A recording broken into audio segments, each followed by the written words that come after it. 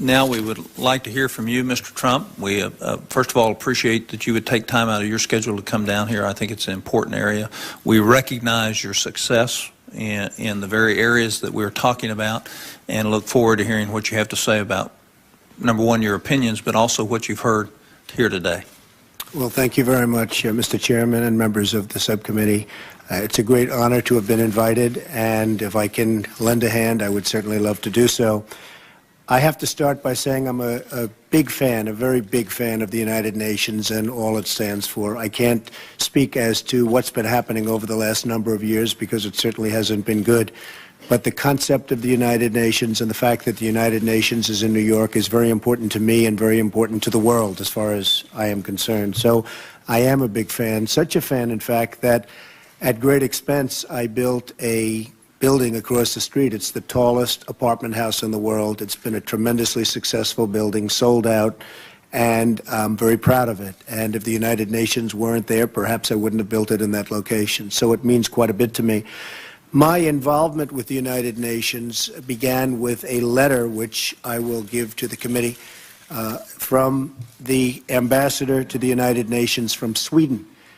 And it's a long letter and a very beautifully written letter.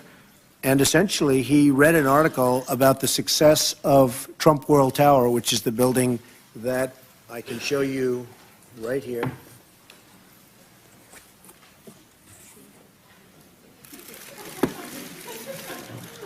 Which is, as you can see, very, very substantially taller than the United Nations, bigger than the United Nations. And he read an article in the New York Times saying that the building cost approximately $300 million to build. So he wrote me a letter and ultimately called me and said, is it possible that that building cost $300 million? Because it just seems so much bigger and so much better and so much more expensive and so much more luxurious. And how could you have done that for $300 million when at that time, Senator, they were talking about $1.5 billion to renovate the United Nations, and this was around December of 2000. And I said, well, there's only two reasons, either gross incompetence or something far worse than that. And you know what the something is, and that's corruption. Because there's absolutely no way that that building could have cost $1.5 billion to build. And I did a chart, and I looked at other buildings, and I heard the numbers today, and I'm very impressed with Mr. Burnham, but Mr. Burnham, it's not his business. Mr. Burnham is in a different business. And the man he hired, who has done some work, I guess, has just been on the payroll for 2 days, so perhaps he'll be a great genius and he'll bring down the cost to what it should be, which I think is about $700 million tops, and that's complete. But I did a little chart, and I looked at buildings that were comparable that I built, and I looked at fees also, architectural fees.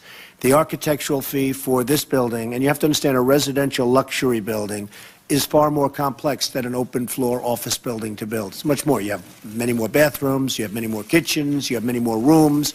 It's more complex. Office building is essentially open space with subdividers. So I looked at it, and I added up some of my costs, and for Trump World Tower, across the street, built not long ago, I spent approximately $258 a foot. It's the tallest building, tallest residential building in the world. $258.32 a foot. I have 871,000 feet. It cost $225 million to build.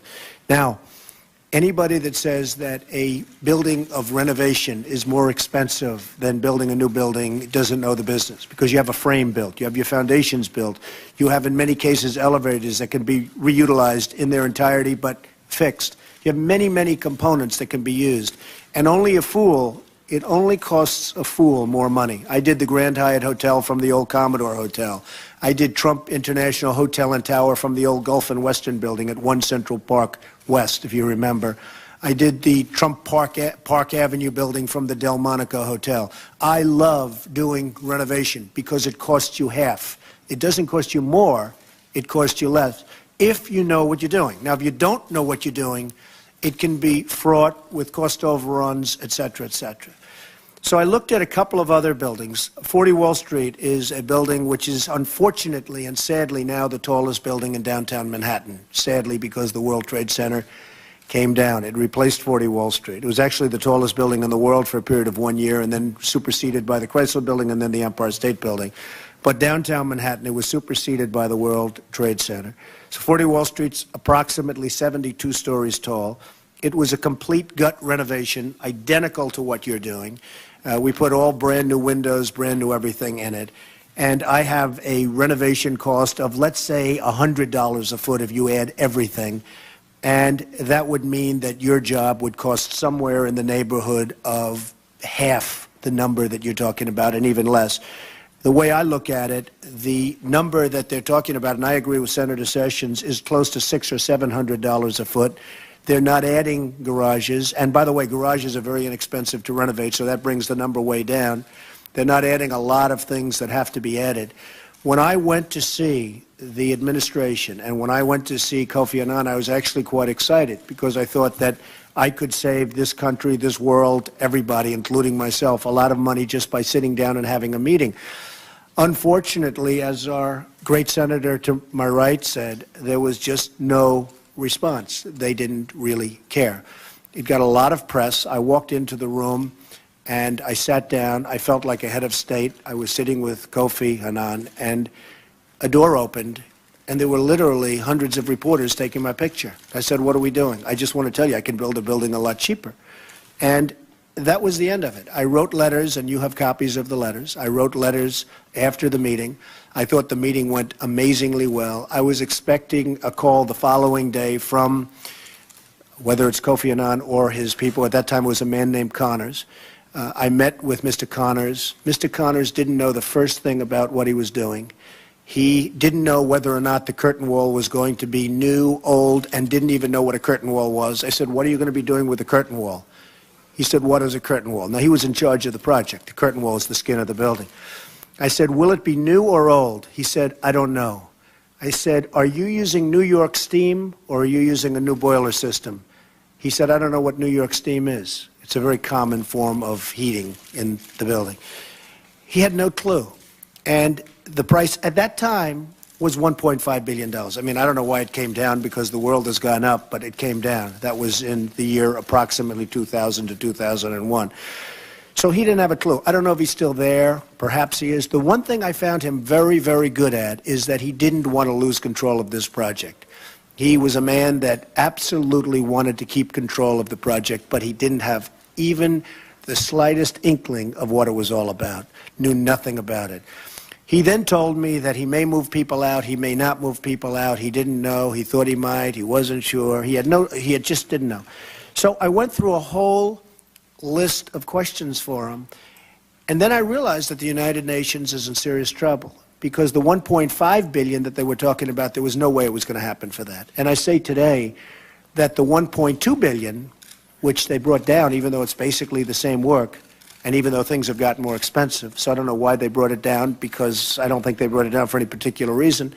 But the $1.2 billion, in my opinion, I'll be sitting here in 3 years, and I'll be saying, and I'm going to predict that it'll cost over $3 billion, because they just don't know. I was very impressed with Mr. Burnham, but again, you have to deal in New York City construction to see what tough people are all about, to see what tough contractors are all about. And if you haven't done it, you're going to go to school, and they're just going to take you to lunch, and you're just not going to even know what happened. So this project at $1.2 billion will cost, in my opinion, $3 billion. In my own opinion, however, in my real opinion, it should cost approximately $700 million. I've been listening to a couple of different things. Number one, swing space. I don't think you need swing space. First of all, what landlord in New York is going to rent space for a year and a half or 2 years? Who's going to do that? You're going to give up a building for a year and a half or 2 years and say, oh, good, you just go in, mess up my building for a short term, and then move out. Nobody's going to do that unless they're totally desperate. And you don't have to be desperate in New York. It's the hottest real estate market in the world today, probably. And I'm saying, where are they going to find this space to start off with? It's going to be a disaster. And if you know New York City landlords, and some of you do, there is no worse human being on earth, okay?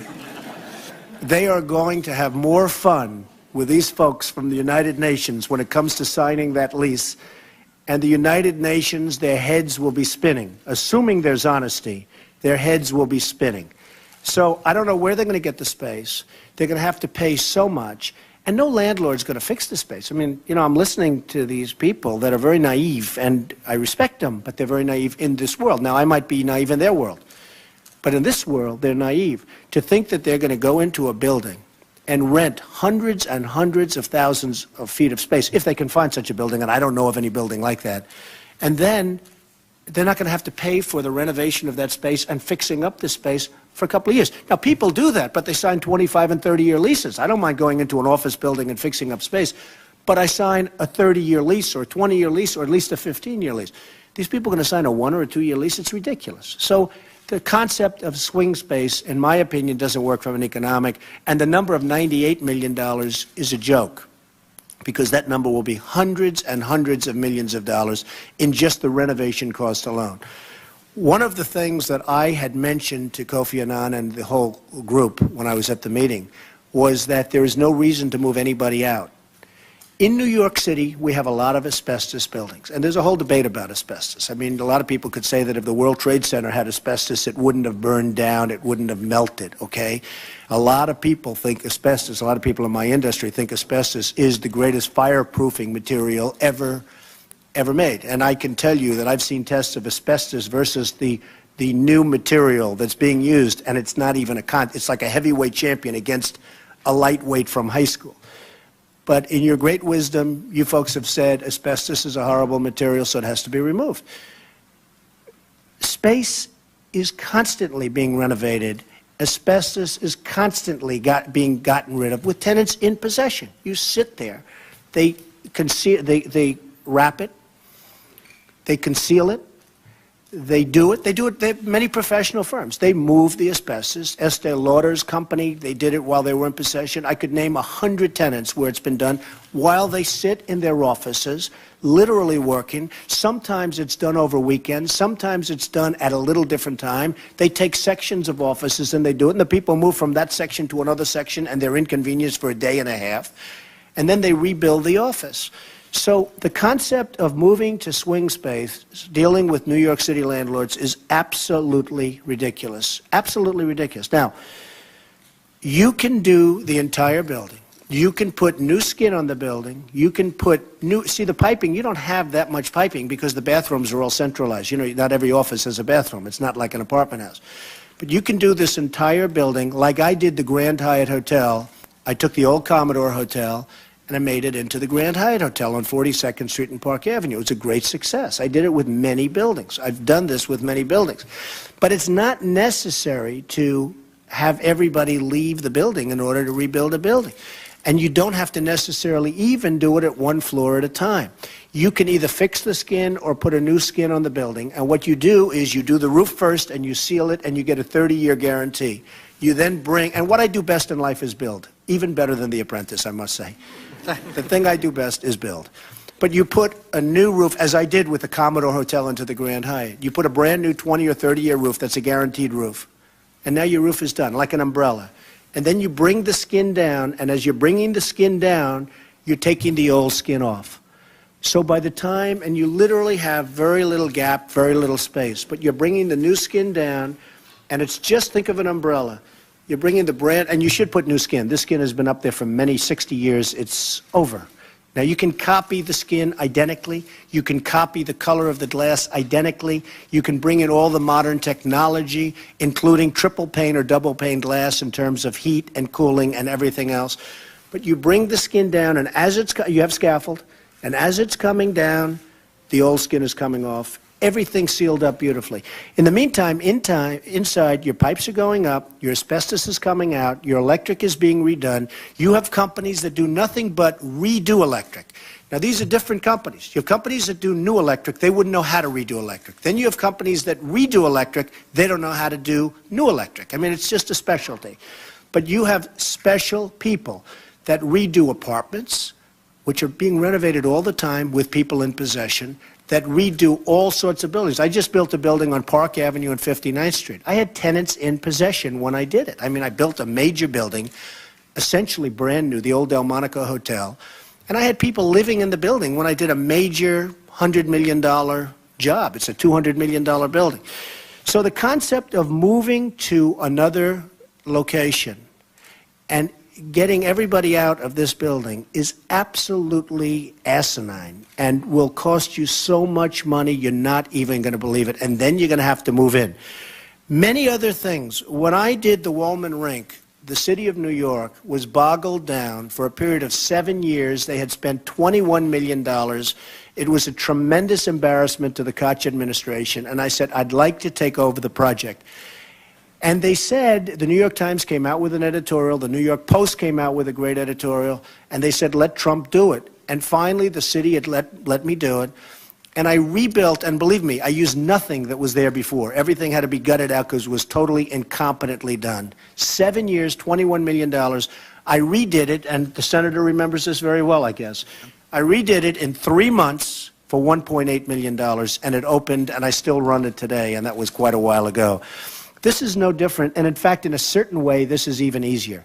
All week long, you have tenants in New York renovating their space. You have buildings being renovated with what we call tenants in possession. I mean, they're tenants in possession. They're in possession of the space. Now, I listened to one thing, and I've seen one thing and one number that sticks out more than all of the rest. Because whether or not somebody doesn't know what New York steam is or what boilers are and whether or not they have boiler rooms, which the people at the United Nations didn't do. But the number of $44 million for an architect is one of the great numbers in the history. In fact, I think this man is a genius, whoever he may be, wherever he may be in Italy. I think he's a great genius. I would like to meet him. He is without question the richest architect in the world. And I listened as one person said, I think they only got 500,000. Another person said, I think they got $1 million, and then changed their mind, and it was 7.8 million. And then I listened to Senator Sessions, who actually did his homework, said they got paid $27 million because you were able to check the books. So they got paid $27 million. They haven't done anything. They don't even have plans. Nobody even knows what they're building, and they got paid $27 million. Now, I have respect for a lot of people, and I have great respect for architects, but I'm going to give you an example. The tallest residential building in the world, my architect got paid approximately $1.5 million. This architect got $44 million. A building at 40 Wall Street, my architect got paid, believe me, peanuts, I think less than $1.5 million. In Chicago, where I'm building a building of 92 stories at the old Sun-Times site, 2.7 million square feet, which is more than the United Nations. If you add up all of the projects that they're talking about, it's larger, substantially larger. I'm spending $600 million, and they're saying they're going to spend $1.2 billion. So they're spending much more. And this is a 92-story building with brand new structure, brand new foundations. I'm building all the roads. Mayor Daley made me build roads around the building. I had no choice. Otherwise, if you know Mayor Daley, you're not going to build the building. And he's a great mayor, but he made me do that. So all of this is $600 million, and they're spending $1.2. Now, there is no way they're spending $1.2 billion, in my opinion, and based on what I've heard. When they've spent $27 million and terminated the architect, there's big trouble. Because I don't think they have a new architect. So if they don't have a new architect, who's going to do the plans? And who's going to do the bidding? Because in order to do a job, you have to have a complete set of plans and specs. If you don't have a complete, finished, over set of plans and specs, you have nothing to bid on. There's no way you can bid. The worst thing you can do, and you said you were in the home building business for a while, the worst thing you can do, as you know, is start a job without complete plans and specs, because the subcontractors will eat your lunch, right? So it's one of those things. So they don't even have an architect. They spent $27 million, and they don't have an architect. Now, I have asked on numerous occasions to go in, and I would help them. I would love to help them. I don't want any money. I want nothing. I've made a lot of money. I don't care. I want nothing. There are lots of different, somebody said, what would be your dream on this site? Well, my dream is a dream that won't happen, but it's a dream that I might tell you. It's a dream to take the United Nations, the senator over here is probably going to go crazy, move it to the World Trade Center as a brand new United Nations, sell the United Nations site, which is one of the greatest sites in the world, for much more money than the whole thing would cost, and you end up building a free United Nations at the World Trade Center, where I don't think anybody's going to want to stay anyway. I think it's going to be a very, very hard rent-up at the World Trade Center. But let's assume that's not going to happen. Not a bad idea, though. He's got no problem with it. Not too bad. He's got no problem. Kofi- Most people don't have it. Kofi Most Annan people. on the top floor. Okay, I won't get into it. I didn't say that. But the fact is that the United Nations building, with all of its buildings, with its parking, should be completed, and I mean completed, at a cost of $700 million. And it's my opinion that it will not be completed for less than $3 to $3.5 billion. They don't know what they're getting into. And please remember this, as somebody that's probably built as much as anybody my age anywhere, I don't know of anybody that's built more, if you don't have a complete set of plans and specifications, there is no way you can build. And from what I understand, they don't even have an architect. One final point. They give you some nice firms, Turner and this one and Theobald and Gardner and Theobald and all. The fact is that I can take those same firms and tell them the way I want it built, and those same firms will come up with prices that are half the price that they're coming up with. They're being told what to do by people that don't know what they're doing.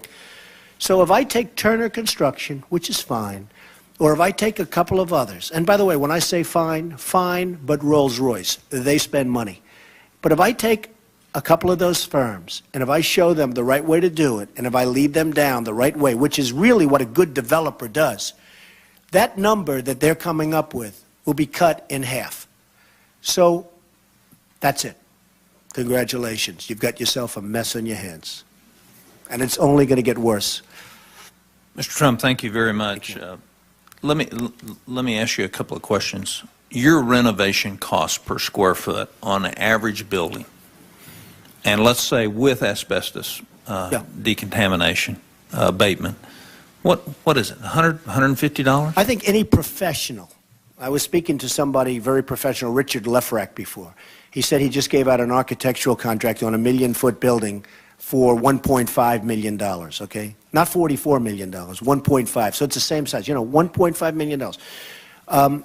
I would say that if you, because of the United Nations in terms of security and some enhanced needs, okay, let's assume it's beyond even your normal high-grade office building, which it's really not. Essentially, it's an office building.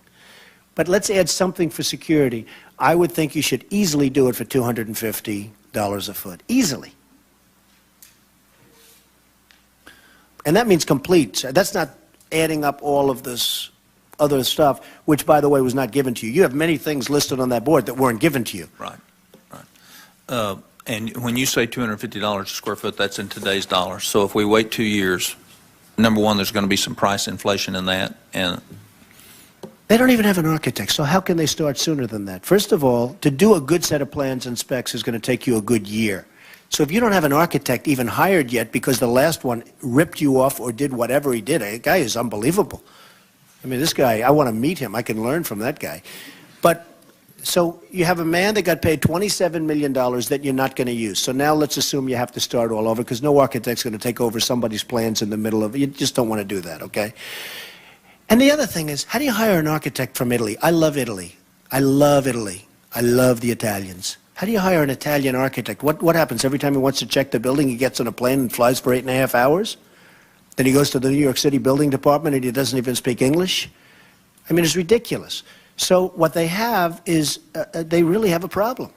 And I don't see how they can even start. Now, if you put a developer like myself or like any one of 5 other people, and I can only think of 5, in charge of a job like that, you could have that job started immediately. You could have the asbestos removed with tenants in possession. You could have the entire building rebuilt in less than 2 years. You know, Kofi Annan asked me one question. At the time, and I'm only increasing it because of the fact that when I met him, it was 4 years ago, but at the time I said I could do it, I think, for $400 million versus their $1.5 billion. Slightly different number, right? He said, what would be the difference in the building?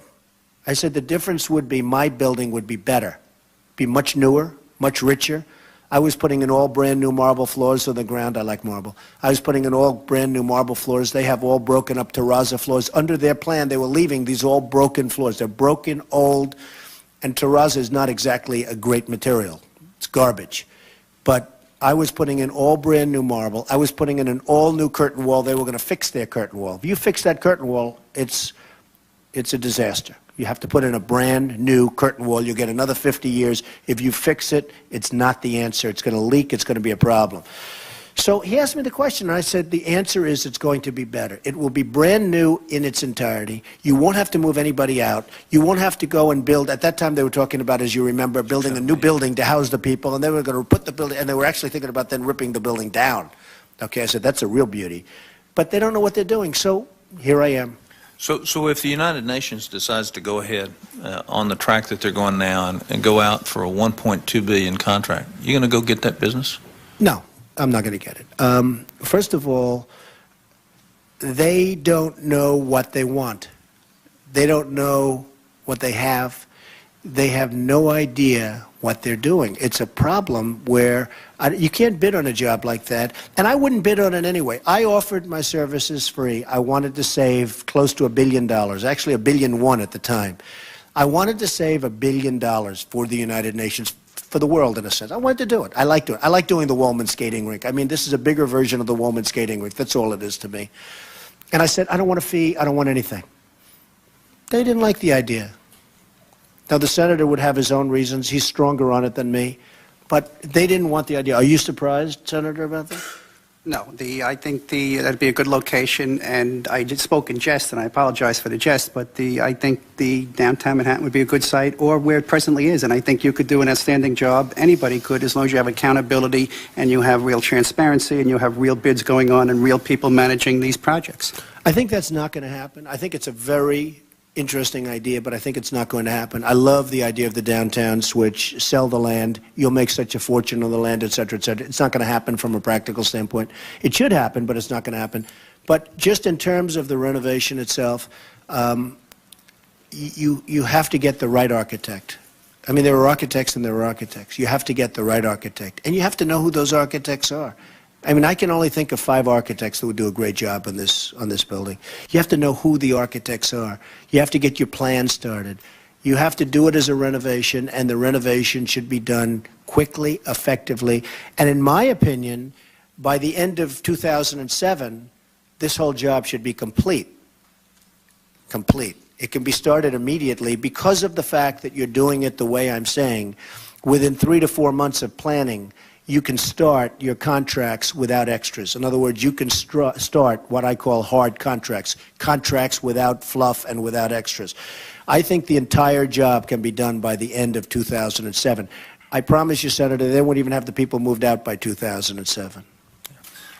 One little follow-up. They gave us $1.2 billion, $482 million going to labor and materials, and $471 million set up for contingency and professional fees. Nobody's ever heard of such a number. In your experience, when you plan a project, what do you figure for a contingency fee? The whole thing, the cost overrun, right, liability, okay, the whole work. What do you figure? Well, their contingency number was what, 400 and some odd million dollars? Yeah, it's 471 million. Craziest number I've ever heard.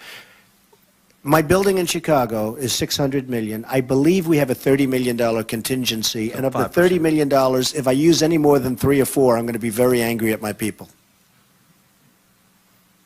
That's a 92-story building. I have a $30 million contingency. And I don't expect to use it. I set aside $30 million.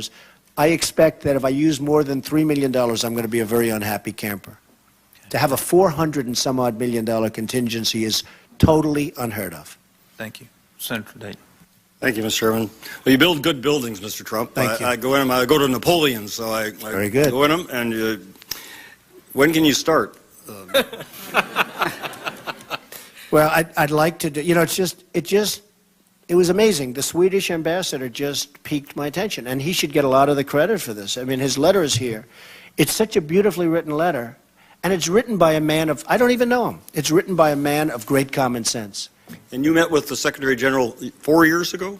4 years ago. So, and I see here this United Nations General Assembly capital plan I referred to before is dated June of 2000. Right. So, I mean, this project now in 5 years, this project could have been done nowhere. Right. I could have built it twice. Yeah. I could have built it twice. How does the United Nations, or how does, you know, whoever it is, the lender, if we're going to be the lender, how do you regain control of the project? You start with a developer? Well, actually, Mr. Burnham said, I'd like to call you tomorrow, and I thought that was terrific. Honestly, I thought that was terrific. This is what I do. This is what I do the best. And I'm in New York, and as the Senator said, Senator Sessions, New York is a tough place to do business. And, you know, I've had great success, and sometimes you take your lumps. You have to know the contractors. I know every contractor in New York. I know the ones that are going to, I'm not going to say the word, there's too many wonderful women in the room, but I know the contracts that are going to, quote, take advantage of you. I know the contracts that are slow, contractors. I know the contractors that are fabulous, that don't ask for extras. I know all of them.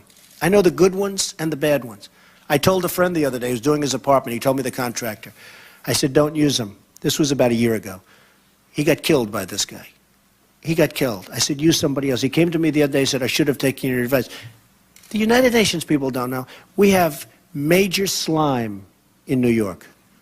And much of that is in the form of contractors. Isn't that a sad thing to say? And every one of them, I guarantee you, will find their way to the United Nations. Well,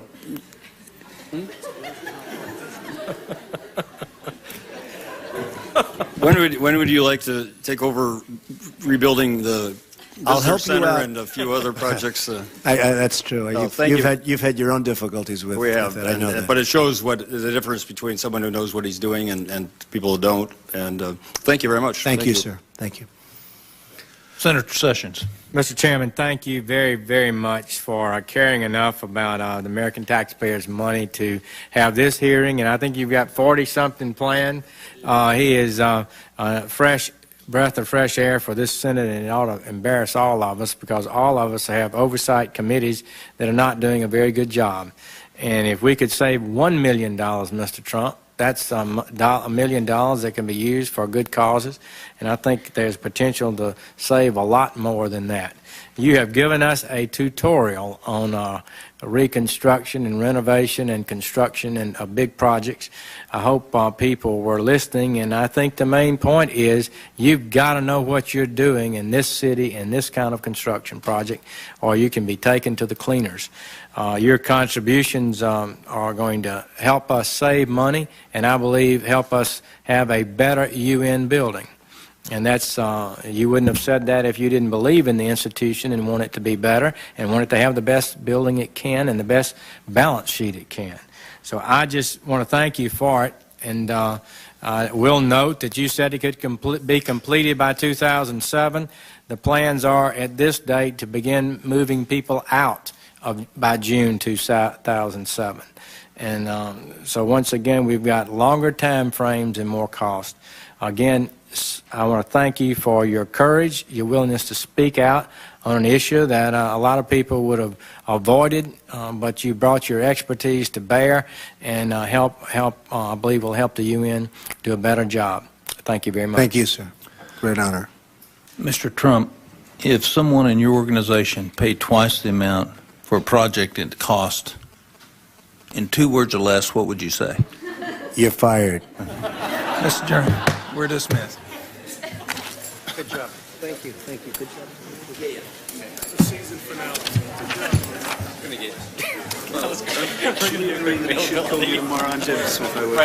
Would you do that, please? Yeah, thank you very much. I'll make sure it goes in. Thank you. Thank you. Thank you. Honor. Great job. Thank you. Mr. Trump.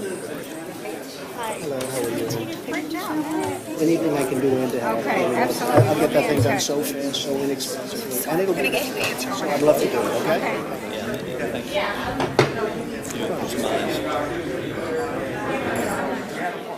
Yeah, we're not going to make this. That's good. I think this new guy, he can just start and he can speak. This may help him get started fresh.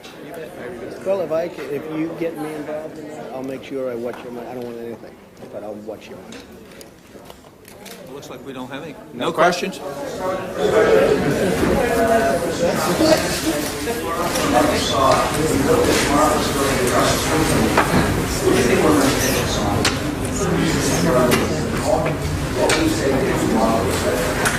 Well, I thought the fact that he came over to me and was willing to listen was really very nice and very smart. And if he did call me, I would certainly want to help the United Nations and help these great gentlemen who are working so hard to really do something with the United Nations and, you know, to spend the money more wisely. They don't want to spend it on brick and mortar if they don't have to. If they can spend half of the money or 1/3 of the money, which is really what I'm saying, and then take $1 billion and focus on AIDS and problems and famine and all of the other things that they work on, I'm all for that, and they are all for that.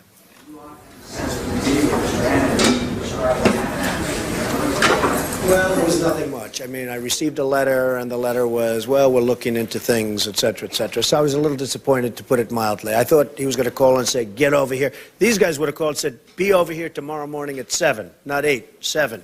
But I never heard from him. He wrote a letter. It was a very nice letter, but it was a tap dance.